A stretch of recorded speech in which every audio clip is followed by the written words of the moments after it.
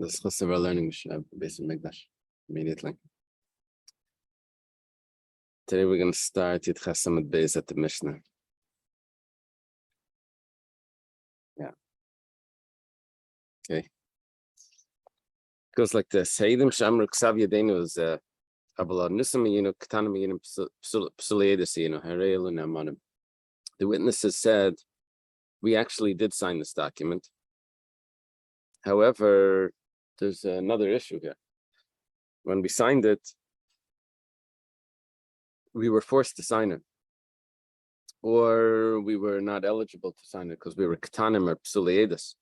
We were minors, or we were related to the to each other, to the people involved, or maybe we're puzzle for some other reason. Maybe we're gamblers or something. So they're believed. Why are they believed? So the rule is hapesha asur hapesha heter. If they're the ones that are saying that it's good, so you have to if they're saying that the document is good, they're also saying at the same time that there's a problem. So you have to believe their whole story. However, if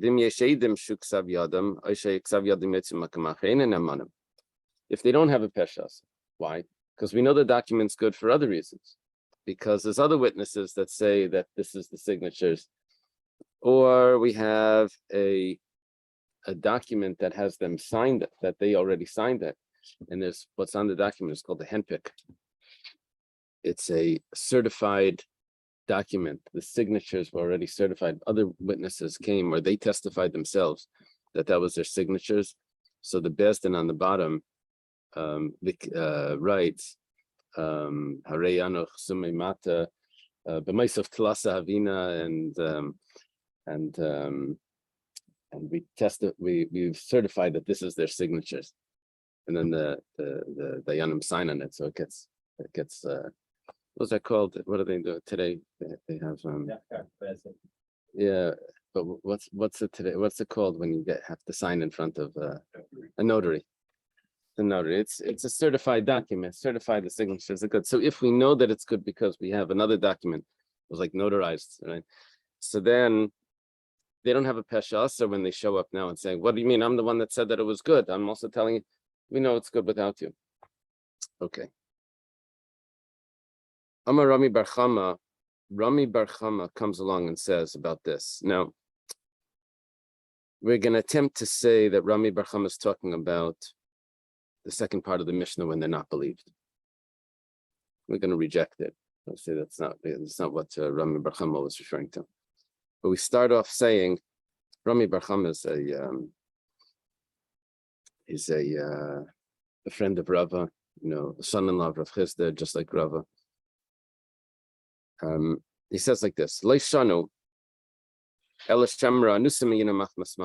usually after a Mishnah, you have a first generation Amira. You would get like Amrav Yehuda Marav, Laisha Noella. This jumps 2-3 generations.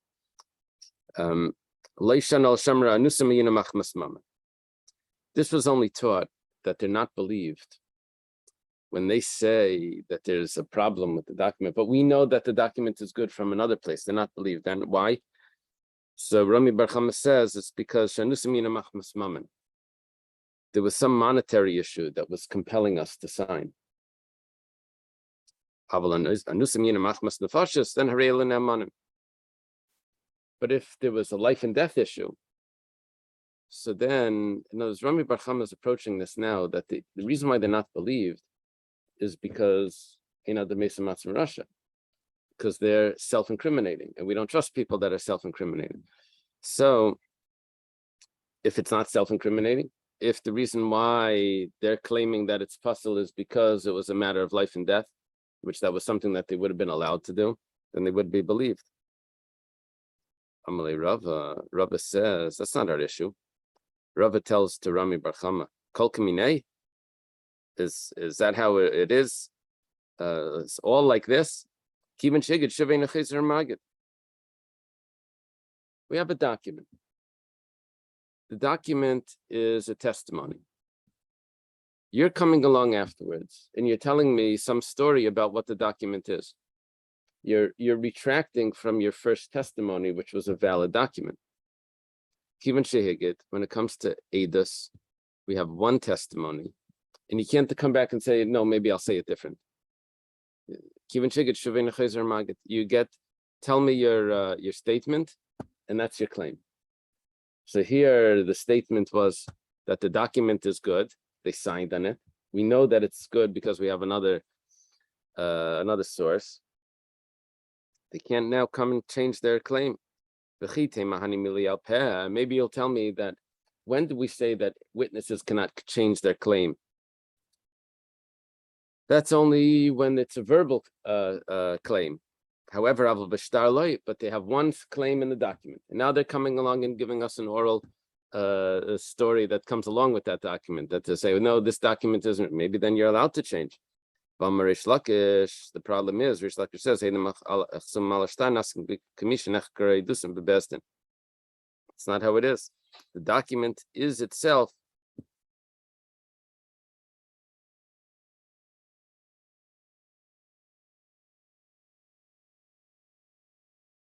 what does Rish Lakish mean? Does he mean that it becomes everything is al peh? The signing on the document is like a verbal testimony, just like their claim. Is that what he means to say? Or does it mean that you just can't change that? It comes out the same thing. What Rish Lakish is saying is that you can't change their first statement. It's done only by Shtar, not by Alpha. Rish Lakish. Yeah, but what it's saying is that once they signed on the document, that's as if there was a full testimony in court that this case took place. Now, if that's the case, it becomes certified. Your Rashi says Alpha, like they say it, and then 50 deeper, they already like they back. Right. Right. So what do you want to say now with the document? It's done. It's signed. It's sealed. It's finished. Yeah. So the Gemara have a minute to say that maybe they're allowed to come along and give an oral twist onto the story if the first part of it was a written document. They wouldn't be allowed to do that if once they gave their claim orally in court. But if it's just something that was signed, maybe yes. So it comes along Rish Lakish and said no, that a signed document is just like it was given orally in court, and now they can't come along and change it. So what then did Rami Bar Chama mean that they're allowed to change what they're saying if it wasn't self-incriminating? Ella kiyitmar reishitmar. Now we adjust. Rami Bar Chama was not talking about when we knew that the signatures were good from another place. Rami Bar Chama was talking about when we have no other source to ratify these signatures. The Reisha says that they are believed. Why? Because there's a Pesha. They're the ones that told us that this is their signatures. They're the ones that are telling us that there's another issue with the document. Rami Bar Chama, and that it says Rami Bar Chama says when do we say that they're believed with a Pesha Asar? That they're the ones that forbade, so they're the ones that permit. They're the ones that said the document is good, so they're the ones that say that it's not good. That's only if it's not self-incriminating. It's machmas nefashis. Morning. But if they say that it's because of money, my time, person isn't believed to self-incriminate. Rashi says over here, the Karav who eats Alatsmi, because he's a relative. He's related to himself. And so he can't testify about himself.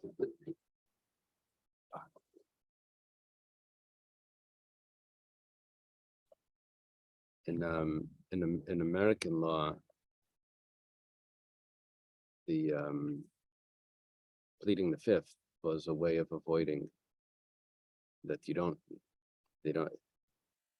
without that, then they could force a person to self-incriminate and they would be believed. But in Torah law, he's not believed anyway. Ah. Right? We don't trust him. There's no need for pleading the fifth in Torah law. How would somebody do Shabbat? So if it's a monetary issue, so Haidas Baldin Kamei Edim Dami, you just have to pay it back. Yeah. How does Haidas Baldin Kamei Edim Dami work? Because it's very interesting, machlekes, if it's considered that he's believed or if it's just a gift. But yeah, remember that. Yeah.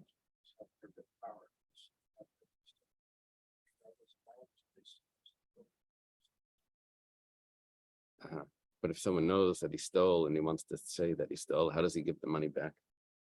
He's not believed. Yeah. So if he admits to a monetary claim, he's right. But how do they believe him?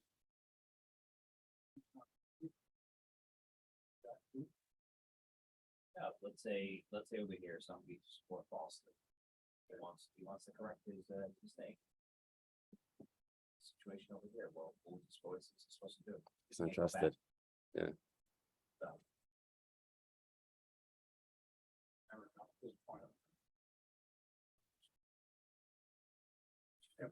Yeah. I mean, I understand all the assumptions to get you to this point. Just don't understand the situation. Right. Okay. Taner Rabbanan, start in a brisa. This is talking about when witnesses say that it's our handwriting. Yes, you're correct. The document was signed by us. However, there's something else that was going on then. We were anusim, we were forced to sign. They have some story that goes along with it that messes up the obligation of the document. So we have Reb Meir that says that we don't trust them, and we have the Chacham say that we do trust them. The Chacham seems to be our Mishnah. Our Mishnah said that if we don't have another source that this document is good, the whole source is them. And Reb Meir says that no, that they're not believed. According to the Rabbanan, we understand what their logic is. Kitai Mayu, they followed the reasoning that Shapeshasu or Peshahit. Who said that the document is good? They, the witnesses. So they're also believed to tell us that there was a story that was going on then that makes the obligation not binding. Elul Rab Meir, my time. What's Rab Meir's reasoning? Bishlam Psuli Edus. If they say that we're not valid, we're relatives or something. Relatives can't be witnesses to Yeah. the Or we have some other issue. We're puzzled because of some other reason. Malve gufei mi kara medak dayak umechtam. The Malva is careful when he gets witnesses to make sure that they're valid witnesses. The Malva is the lender. He doesn't want to end up in a situation where this document isn't valid and he can't collect. So they're saying that they weren't valid. We don't believe them. There's like a chazaka that the Malva never would have let that happen. And if that's the case, so Katanim Nami, Kid Reb Shimon ben Lakish. Minors also like Reb Shimon ben Lakish. Damar Rish Lakish, chazaka ein ha'edim chaisman al shtalim kenasa begadol. You won't have witnesses on a document unless he's an adult.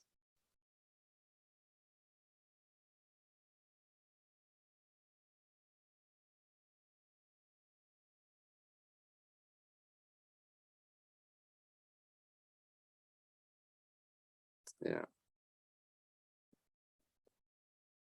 Question: Why did we need two statements here? Do you think the Malva would have used Katanim? I need Reb Shimon ben Lakish to give me another statement that he wouldn't have used Katanim. The Malva Gufei Mikar Medak Dayak Umechtam seems to be enough that he's not going to use Psulei Edus or Katanim. Maybe just because we have another clear statement from Rish Lakish, we spelled it out.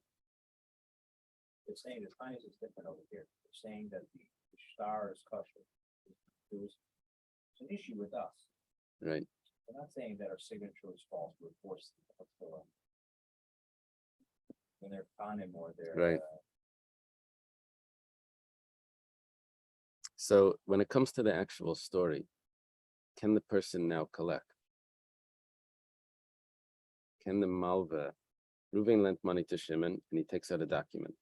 Witnesses show up and say, yes, we signed that document. However, when we signed it, we weren't really allowed to sign it. We were related, or we weren't of the right age. So now Reuven wants his money from Shimon. So what happened? What about the story? So there's a difference between if it's a milva b'shtar or if it's a milva al peh. Milva b'shtar, you can collect from you can collect from properties that Shimon had sold already. It changes the nature of the debt. And then Shimon is allowed to say that he repaid it if he doesn't have a document.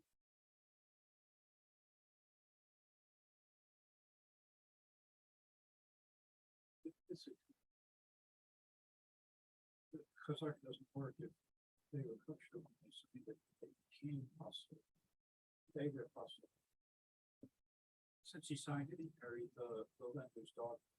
Oh, so no, that because back then there was a kosher document.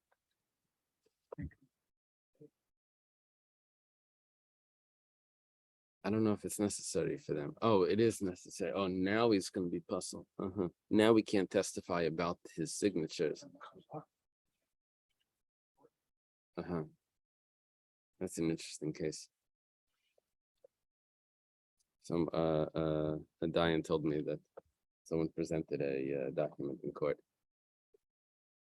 in the Besdin. He took a look at the document. He said, "Don't use this document. We don't accept this." I said, "Why?" He said, "The font that you used is David. It's one of the fonts." He said, "David, it's one of the fonts." He said, "This only came in 1995, whatever. Your document is from 92. It's not it's a forged document." Oh, wow. That would happen. I think they did it with Bush. They were saying they got some sort of papers about the draft, and what he did was another way has like second as ND. That only came up on computers where they did it in small font. The old typewriters, you can never do that. That's right now. There's board. Amazing. Yeah, rather. Oh yeah. Yeah. He was the lead on that story. That say he should have investigated.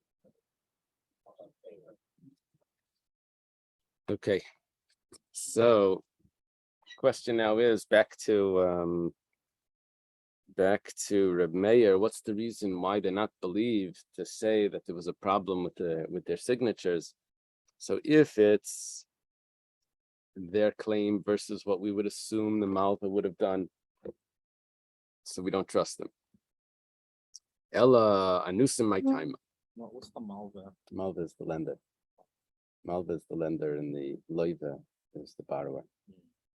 Yeah, correct me if I say it in Hebrew.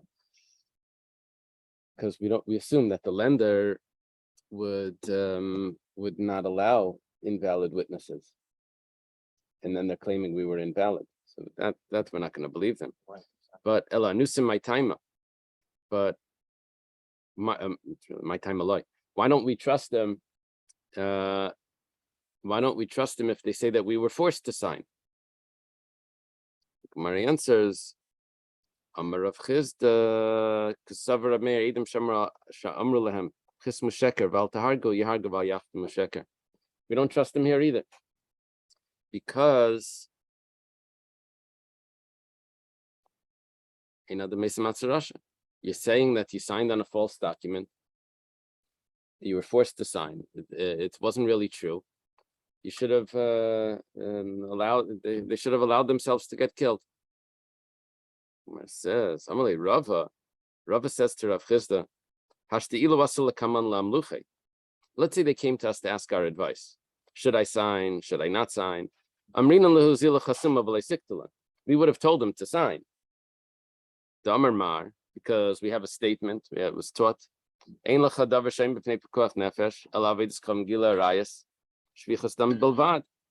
There's only three things that stand in the way of life.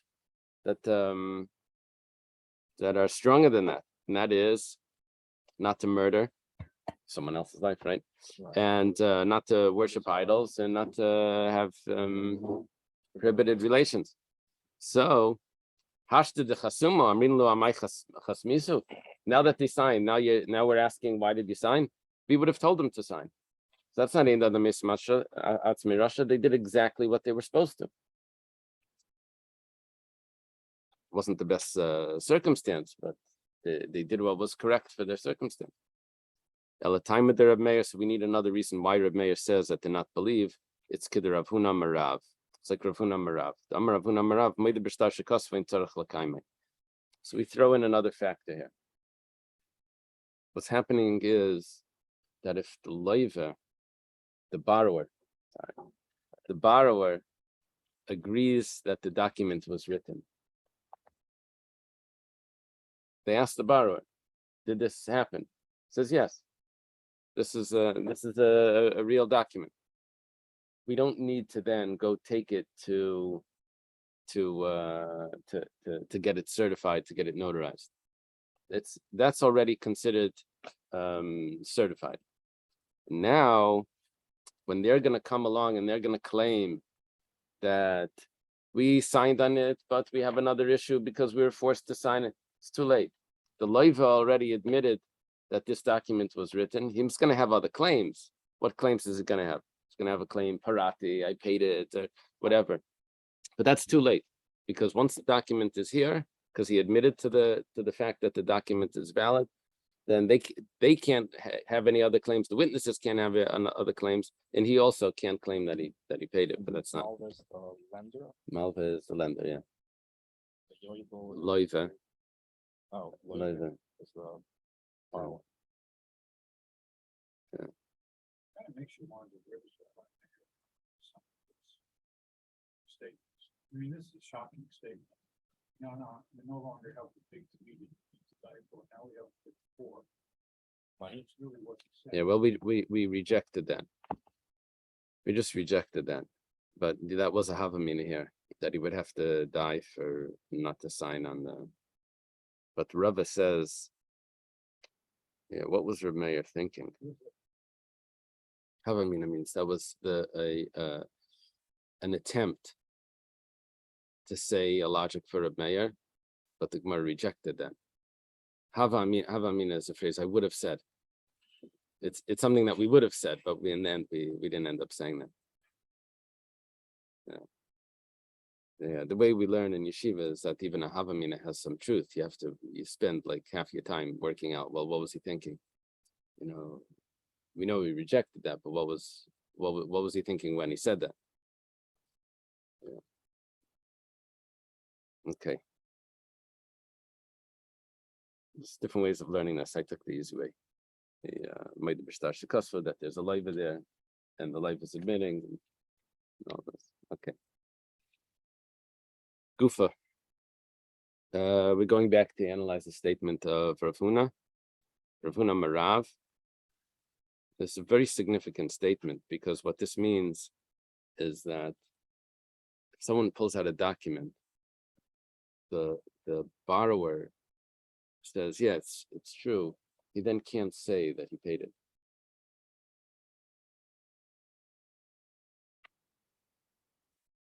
That's the significance of Maida Bishtar Shekosva in Tzarech L'Kaimai. You see, if a person says I paid it, right? Reuven has a document that says Shimon owes him money. So Shimon says, I paid it. So one second. We have a document here. Mm-hmm. Is this a valid document? He says, yeah, it's a valid document. So okay, too late. We don't trust it. If Shimon is able to say that I paid it, and I have a migu that the loan never took place, then you have to believe me that I paid it, because I could have denied the whole thing. I could have denied even that I borrowed. So then he would be believed that he paid it, because he has a migu. If he was a liar, he would have said the whole thing didn't take place. But now that he can't say that he paid it, because he already admitted to the to the document, so it changes a lot of the halachas here. So like, I mean, he could have paid it, so how do we?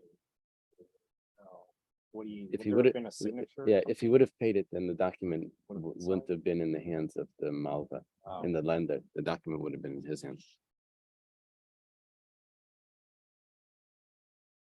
Yeah, It's always true. You couldn't have forgotten to give it back to them. Couldn't collect it. that's the major thing that you need. When you pay back a loan, you need the document. Show me the document that's being torn up, just give it back. That's the, yeah, okay. Amalei Rav Nachman, there's, I'm sorry, Gufa, we learned that Rav Huna says, I'm in the name of Rav. The Rav is a teacher of Rav Huna.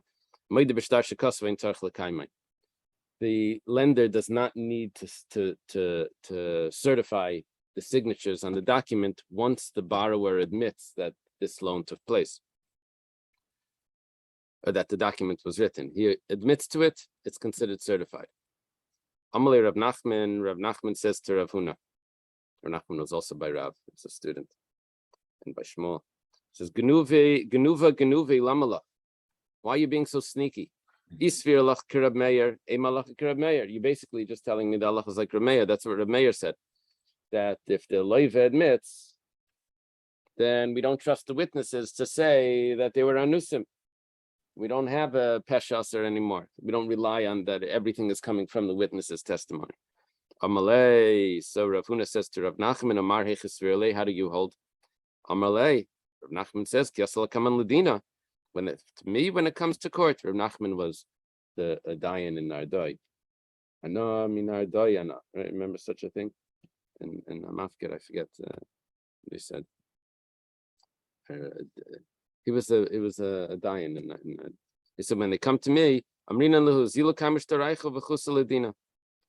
Go and certify your documents. And then if the person doesn't pay back, then come to me in the court and we'll take care of it.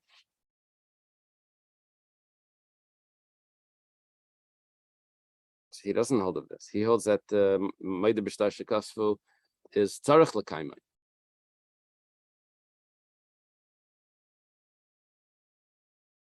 He still needs to admit. He still, even if he admits that the document was written, we don't necessarily say that it's really a good document until it's really certified by an outside source. what better source do you have than the lawyer himself? There's just one issue with the loiva admitting, because there could be a third party that's involved. There could be a, I don't know if this is the pshat, but it could be that there is the borrower had sold the property. And if the document is a valid document, then the lender can extract that property from the purchaser. That's like Hashim and Laknunya, we suspect that people are doing these, I'm not sure. He says,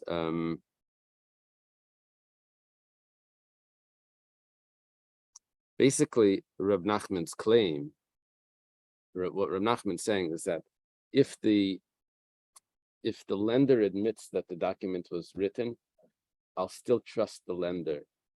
I'll still trust if the borrower admits that the document was written, I'll still trust the borrower to say that I paid it back. That's what Reb Nachman's saying. You can imply, is that like an implication? Suggesting that's the rule? We're relying on the lender to say that it's a good document. Well, he's saying also that he paid it. But if the lender has it certified from an outside source, then we're not relying at all on the borrower. And then the borrower says that I paid it. Well, we don't trust you that you paid it. We still have a document here. Rav Yudah Marav. Rav Yudah says the name of Rav. Shtaramana goes like this. There's different ways of explaining it, but simply there's different interpretations to what it is. Simply what it is that the borrower feels that he may be able to get a loan out of this lender. So he writes the document before he actually gets the loan. And then he's hoping that he's going to get a loan, but the document was written in the, and he said, yeah, I'll give you the money tomorrow. Meanwhile, let's write the document now. Then the money was never lent. So amana means trusting. It's a trusting document. It was written before it actually happened. So if the fellow says star amana and he's not believed.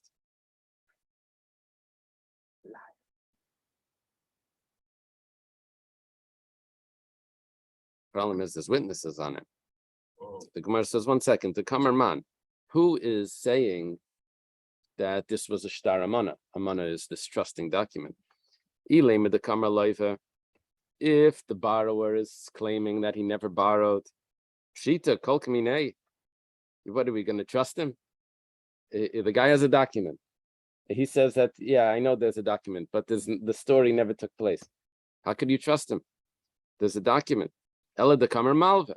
There must be that it was the lender that said that the money was never lent. Tavel of bracha. A blessing should come on his head. He's admitting that he never lent the money. But you don't believe him? He's admitting. Ella de Kamri Edim. It must be that the witnesses are saying that the money was never lent. If we don't need these witnesses, because we know already that this is their signature, because we have another document that verifies this document, we're able to compare documents. Then of course they're not believed. Why should we believe them? And we have a document that says otherwise. And if we don't have another document, we're all relying on them. So why won't we believe them?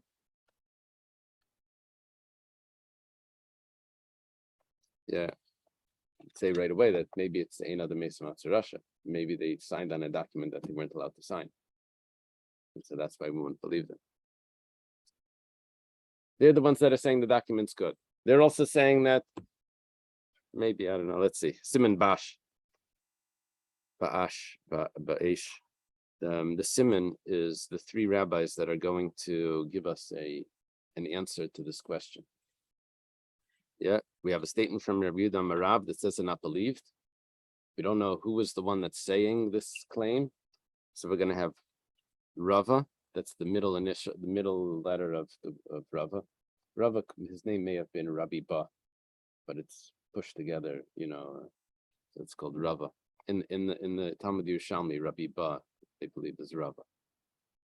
The second one is going to be Abaya, the Aleph, and the Shin is going to be Ravashi. You don't take 2 Alephs. So Rava's answer is Loilam de Kama Loiva.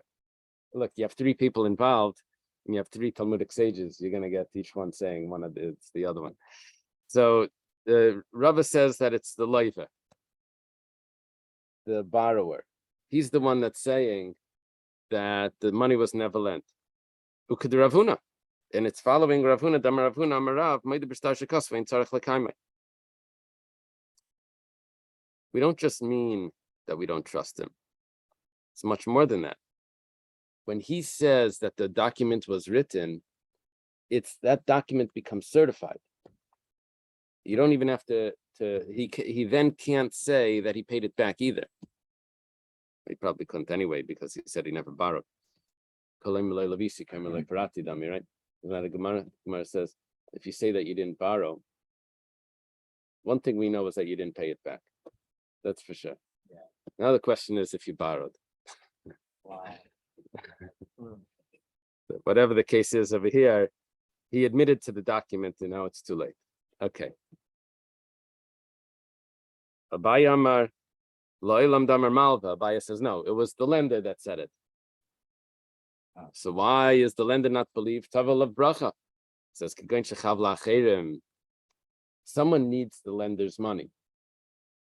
The lender owes money to someone else, right? That's the way of the world, right?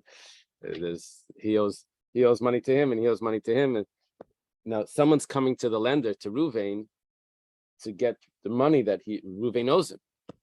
Ruvain is coming to Shimon and to collect money.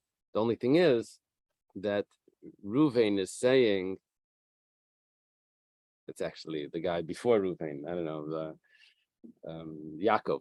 Yaakov is coming to Ruvain saying that you owe me money. So Ruvain is saying that the money that you think I have, that I lent to Shimon, because you saw that document actually, I don't have that money. I never lent money to Shimon. That was a ksavamana. He was going to borrow. Never borrowed. Shimon doesn't owe me any money. That way Ruvain doesn't pay Yaakov back. Look, they're Abnasim. And it's like the rule of Rab Nassim. The Tanya Rab Nassim, Minayin l'noishe b'chaveri, mana b'chaveri b'chaveri, Minayin shemitzin mizeh v'neisim l'zeh, Talmud leim b'v'nassim l'asher Hashem leim. That, and you have a case, Reuven, Shimon, Levi. So Reuven lends money to Shimon, and Shimon lends money to Levi. Reuven goes directly to Levi to collect the money. Is this a case where witnesses signed on this star? Yeah. But nevertheless, the lender's saying that he never lent. We don't believe him. Ravashi Amar Lo'ilam the Kamri Yedim. Rashi says it's the witnesses that are saying, well, if we have other sources, so then we don't trust the witnesses. If we don't have other sources, why don't we trust them? And we don't have other sources, so now we should trust the witnesses. So then why don't we trust them? Kid Rav Kana, like Rav Kana says, you're not allowed to have a shtar amana. You're not allowed to write a trusting document.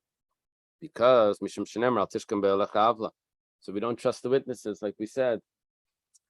We were sort of primed, we were hearing the Mesanat Russia.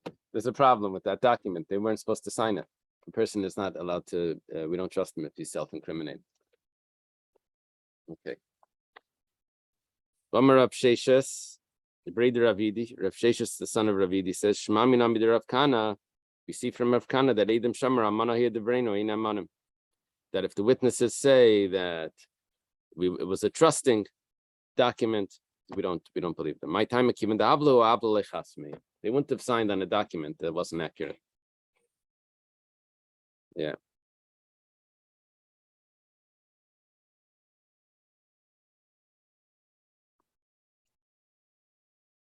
Yeah, they call in two people. They say your bar mitzvah, sign here.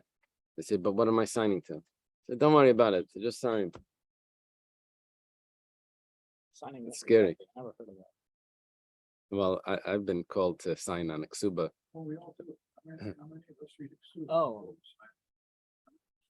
Yeah, you go to a. I didn't do I any thought it was, research about the some people. The document rabbi said, affiliated sign with it. the All bar right. mitzvah. No, it's just after bar mitzvah. Because then it's binding. Yeah. Then they come to say, I see you signed. They're like, they're this, they're that. Don't know anything. I don't speak lawyer, so. Yeah.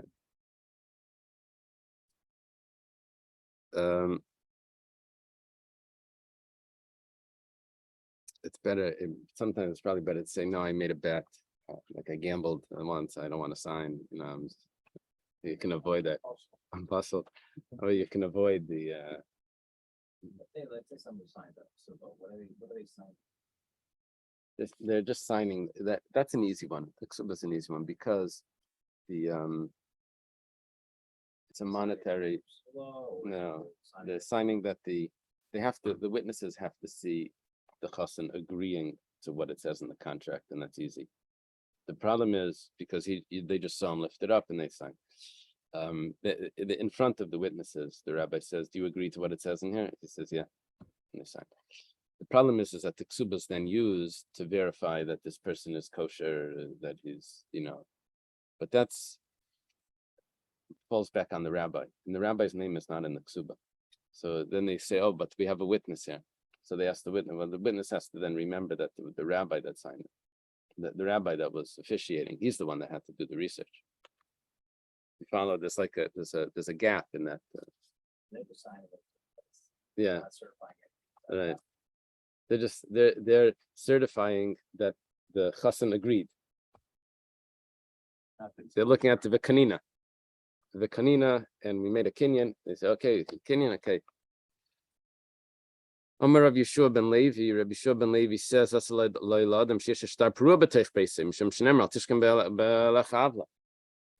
you can't keep a document that's already been paid in your house.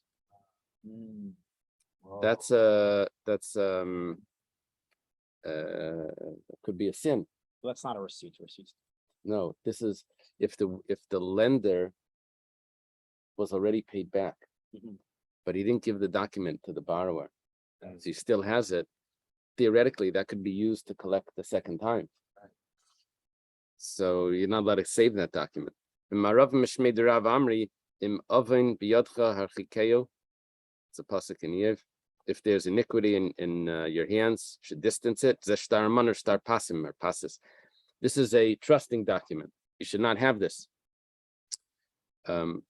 Passes, I think, is the same as a mana. They're the same type of issue. It's a shtar mana, same. Do they tell? It's a trusting document. Do they tell? Do they have a different word for it? Yeah, that kind of security. It's like a passive. Yeah, a document. It may be a document that it says that a person has more money than he really has. To get credit. So he has a document that someone wrote him a document that says that he owes him money, and he uses that to be able to borrow from someone else. Oh, letter of credit. It's like a letter of credit, but it's not a. It's not a real. No one really owes him money, right? And the document that was paid up is also should not reside in your tent.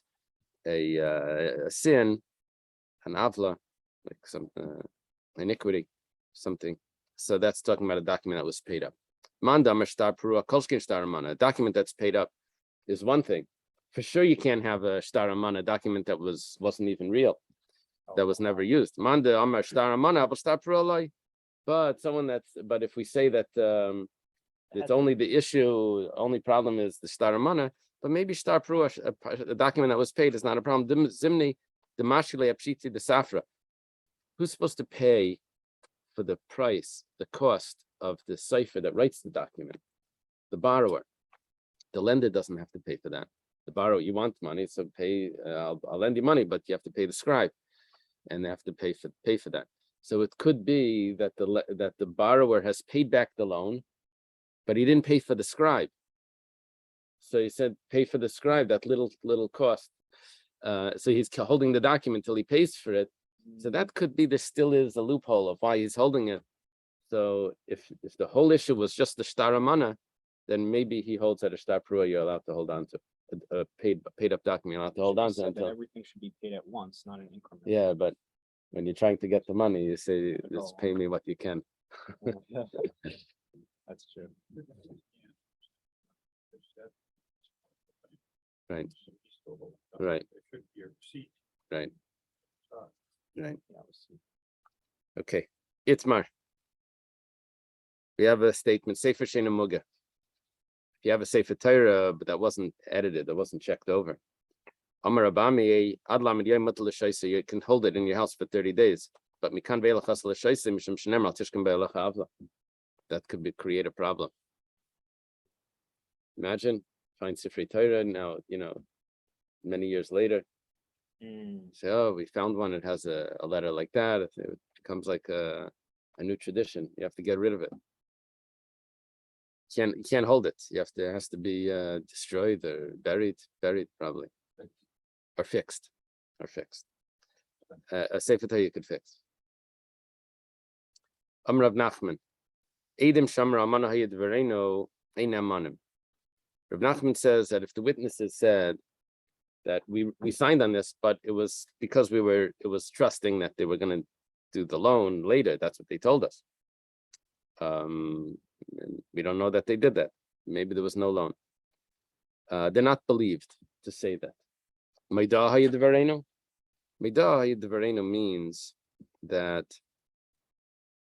before we signed on this document, the seller privately told us that I really don't want to sell this.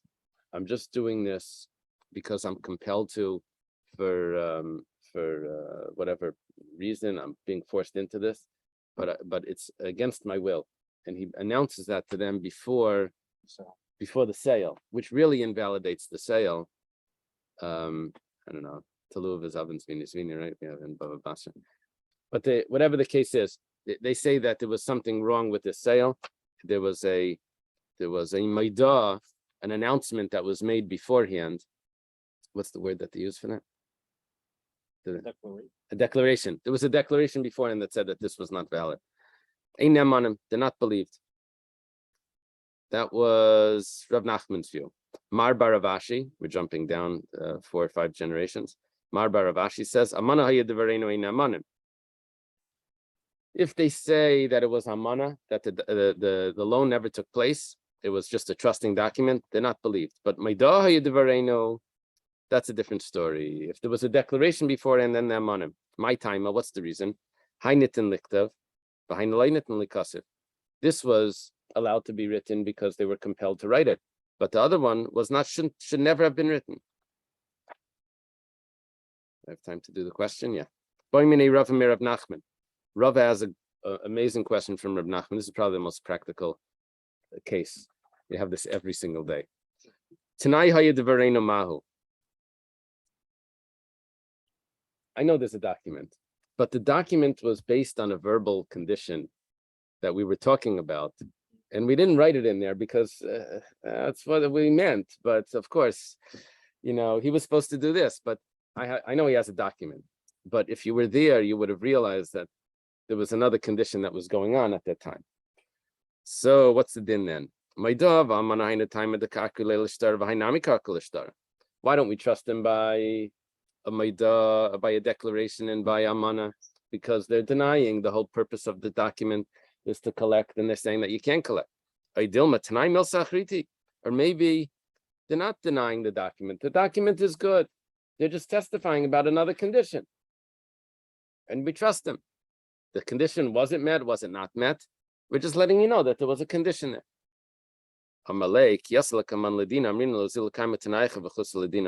He says, yeah, we trust them. We tell them, go fulfill the condition and then come back. We trust the witnesses. One witness says that there was a condition, one says that there wasn't. Amar Rav Papa says, Tavayu b'shtara ma'alya kamisadi.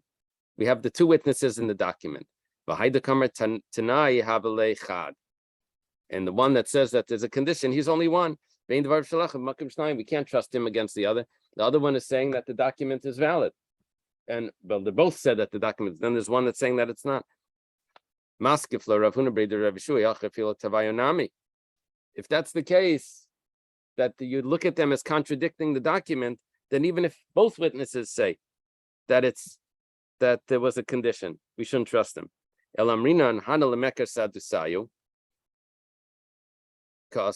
Rather, what we'll say is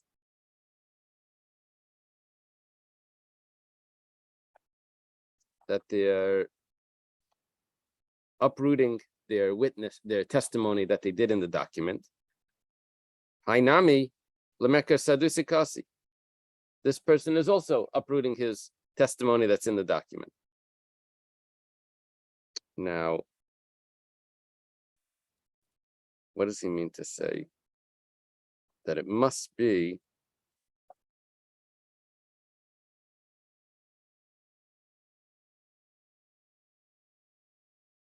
what he means, what he's saying is that the document is only valid if the condition is fulfilled.